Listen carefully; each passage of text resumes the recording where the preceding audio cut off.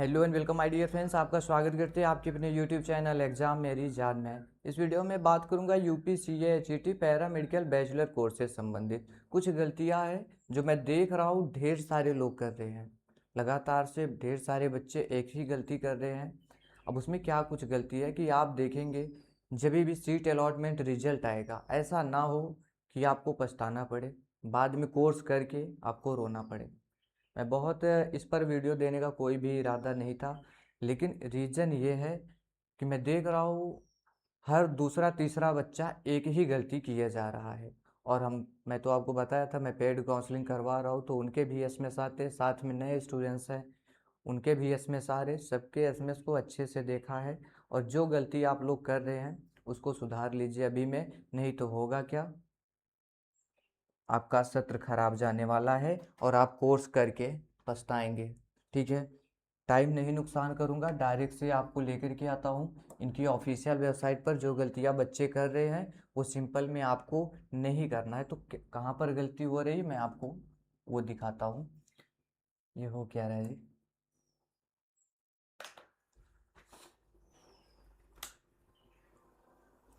ABBMU की ये official website है। यहाँ पर आप पहुँचेंगे तो पैरा मेडिकल बैचलर वाले सेक्शन में आइए। 18 तारीख तक लास्ट डेट रहने वाली है काउंसलिंग के लिए, चॉइस फिलिंग के लिए। पेज रिफ्रेश क्यों नहीं हो रहा?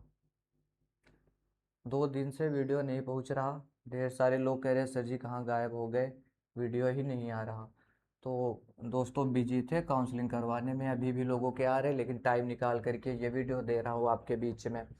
तो ये कोर्स है हमारा common allied health care entrance test merit based selection है। इसके लिए आप देखेंगे काउंसलिंग बुलेटिन, तो ये हमारा 18 तारीख तक होने वाला है। ठीक है, पेज ओपन हो जाने दीजिए, ज़रूरी बातें उधर पे समझाना ज़रूरी है आप लोगों के लिए।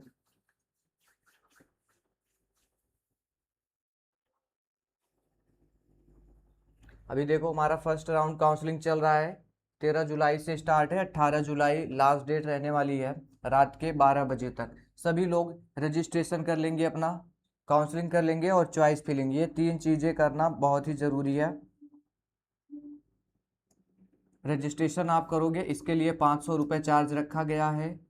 आप काउंसलिंग करोगे तो यहाँ पर सिक्योरिटी फीस 5,000 रुपये रखा गया है, लेकिन ध्यान रहे अगर आपको सीट नहीं मिलता सभी काउंसलिंग कंप्लीट होने के बाद तो ये पैसा आपका वापस कर दिया जाता है। लेकिन अगर आपको एक भी दफ़ा सीट अलॉट हो गई, आप एडमिशन लो या मत लो, मतलब डिक्लाइन करो, कुछ भी करो, अगर सीट अलॉट हो गई तो पैसे वापस नहीं होंगे। ठीक है, तो मतलब 5,500 रुपये आपके लग रहे हैं यहाँ से। और डेट जो है 18 जुलाई रहने वाली है। फिर 20 तारीख को पता चल जाएगा कि आपको सीट मिला है या नहीं मिला। अगर सीट मिला होगा तो 22 से 28 के बीच में कॉलेज में पहुंच करके आप अपना डॉक्यूमेंट वेरिफिकेशन करा लेंगे, फीस सबमिट करेंगे। अलॉटमेंट रिजल्ट डाउनलोड करने जाओगे 20 तारीख को तो 40,000 रुपये अभी से तैयार रखना, ये आपके लगने वाले हैं, और सभी डॉक्यूमेंट्स तैयार रखना। चलिए थोड़ा सा बैक करता हूँ दोस्तों, मैं देख रहा था, सीट मैट्रिक्स ओपन करना चाहता हूँ ज़रा सा। ये हमारा पैरा मेडिकल बैचलर कोर्सेज का, इस पर क्लिक कर देता हूँ सीट मैट्रिक्स पर। अब क्या गलती आप कर रहे हो वो बात समझने की कोशिश करिए। मैं देख रहा हूँ यहाँ पर तो सीटें बहुत ही कम है, प्राइवेट में भी कम है, गवर्नमेंट में भी कम है। रही बात अगर आप ये सोच रहे जनरल स्टूडेंट्स हो, ओबीसी हो या ईडब्ल्यूएस में आते हो, 10,000 से ज़्यादा रैंक हो रही और आपको लग रहा है कि आपको गवर्नमेंट कॉलेज मिल जाएगा, तो मैं आपको एक चीज़ बता दूँ, प्राइवेट कॉलेज भी नहीं मिलने वाला है टॉप कोर्सेज के लिए, क्योंकि सीटें है नहीं अभी।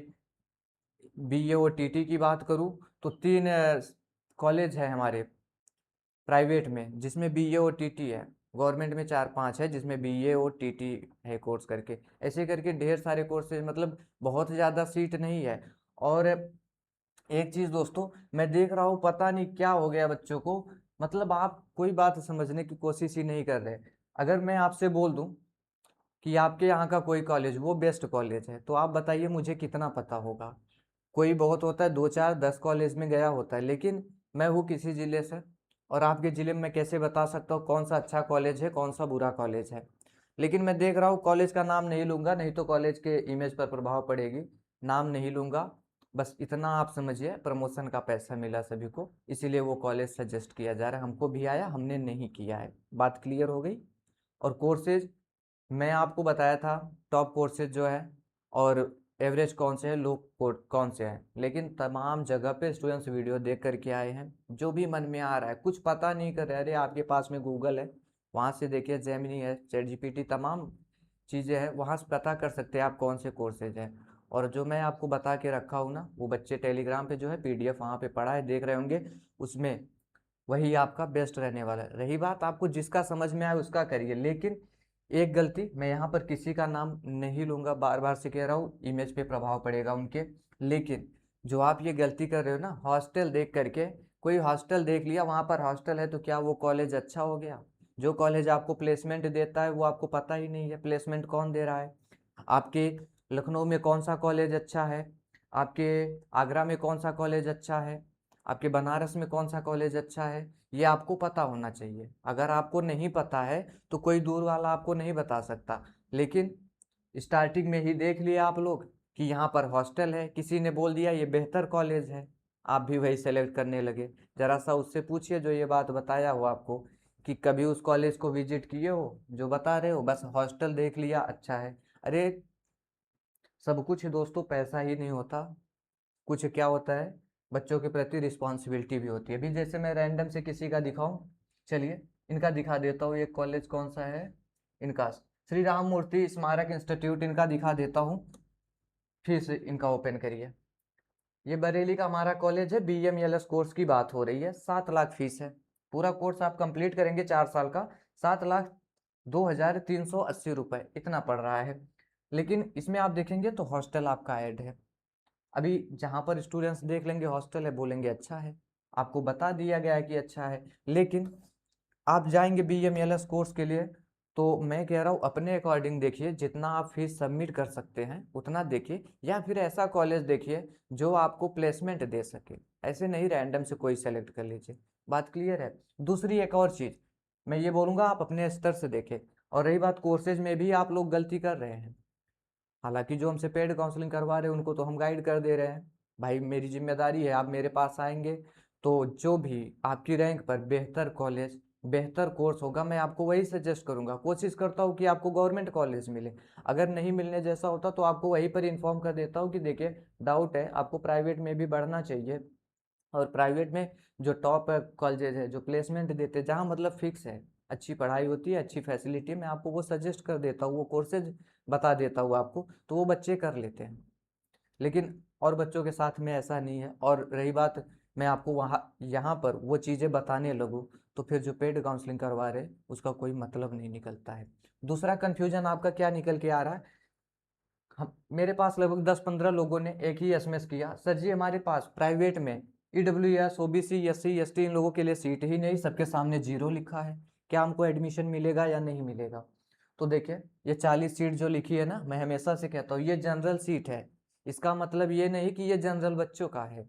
ट्रेन में आप सफ़र करते हो, जनरल सीट होती है ना, इसका हिंदी में होता है अनारक्षित, मतलब इस पर सभी को सीट अलॉट की जाएगी, लेकिन आपको यहाँ पर रिजर्वेशन देखने को नहीं मिलेगा। बात आप समझ पा रहे हैं क्या? रिजर्वेशन आपको यहाँ पर नहीं देखने को मिलेगा, जैसे ये 40 सीट, ये 40 सीट, ये 40 सीट, इन सबके सामने 0 है। कहने का मतलब जो जनरल का होगा, जो इस रैंक में आएगा, चाहे वो ओबीसी का बच्चा हो, एससी का बच्चा हो, एसटी का हो, ईडब्ल्यूएस हो, चाहे जनरल हो, वो सीटें अलॉट कर दी जाएंगी। यहाँ पर आपका रिजर्वेशन काम नहीं करेगा। और रिजर्वेशन इसलिए काम नहीं करेगा क्योंकि हुआ क्या था, प्रीवियस ईयर ये सीटें भर ही नहीं पाए थे, जिसके चलते इनको मेरिट बेस कराना पड़ रहा है। तो सीटें मिलेंगी सबको, एससी को भी मिलेंगी, एसटी को भी मिलेंगी, ईडब्ल्यूएस को भी मिलेंगी, ओबीसी को भी मिलेंगी, लेकिन आपको इस कट ऑफ में आना होगा। जो स्टार्टिंग के 40 बच्चे देंगे ये प्रेफरेंस, जिनकी रैंक अच्छी है, उस अगर वो बच्चे देंगे उनको ही अलॉट हो जाएगा। तो मैं यही बोलूँगा, बहुत गवर्नमेंट के चक्कर में मत पड़े रहना, सीटें आप देखोगे, नहीं तो आप गवर्नमेंट गवर्नमेंट करते रह जाओगे, फिर होगा क्या, सेकंड काउंसलिंग, और उसी को ये मॉपअप काउंसलिंग बोल रहे हैं। फिर मॉपअप काउंसलिंग में आप देखेंगे टॉप कोर्सेज के लिए प्राइवेट कॉलेज में भी सीटें नहीं बचेंगी, और अगर बचेंगी तो वहाँ पर मतलब वहीं पर बचेंगी जहाँ 7 लाख 8 लाख 9 लाख है कोर्स फीस, वहीं पर बचेंगी। बाकी जहाँ पर 2.5 लाख 3 लाख 4 लाख 5 लाख 6 लाख इसमें है, वो आपको नहीं दिखेंगे, क्योंकि वहाँ पर मैं देख रहा हूँ लगातार से बच्चे उस प्रेफरेंस को डाल रहे हैं। एक किसके लिए, सेफ्टी के लिए कि अगर मुझे ना मिले गवर्नमेंट में तो कम से कम प्राइवेट अलॉट हो जाए। बात क्लियर है? तो दोस्तों किसी के कहने पे गवर्नमेंट कॉलेज ना सेलेक्ट करें, आप अपने स्तर से पता करें, ठीक। और हॉस्टल के पीछे बहुत भाग के मत जाना, अगर कॉलेज के बारे में पता है तभी वहाँ का प्रेफरेंस दो, मैं इतना बोलूँगा। और रही बात इसका, तो यहाँ पर सभी को सीटें अलॉट होंगी, ये अनरिजर्व की सीट है, मतलब SC ST OBC हर कोई बच्चा इस पे कर सकता है। बाकी हम पेड काउंसलिंग करवा रहे हैं, आप चाहे तो उसकी मदद ले सकते हैं। ये मेरा व्हाट्सएप नंबर है, उल्टा सीधा तो लिख ही रहा हूँ, 9517193475, ये व्हाट्सएप नंबर है। इस पर सिंपल में SMS करिएगा UPCA HET पेड काउंसलिंग करके, गाइडलाइन जाएगा, 1000 का पेमेंट करेंगे तो आपका काउंसलिंग करवा दिया जाएगा, आपको जो कॉलेज सेलेक्ट करना होगा वो बता दिया जाएगा। ठीक है दोस्तों, मिलता हूँ नेक्स्ट वीडियो में। Thanks for watching this video.